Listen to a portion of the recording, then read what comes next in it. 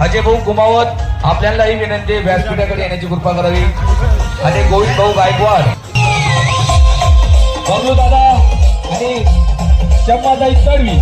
आणि अजय भाऊ कुमावत आणि गोविंद भाऊ गायकवाड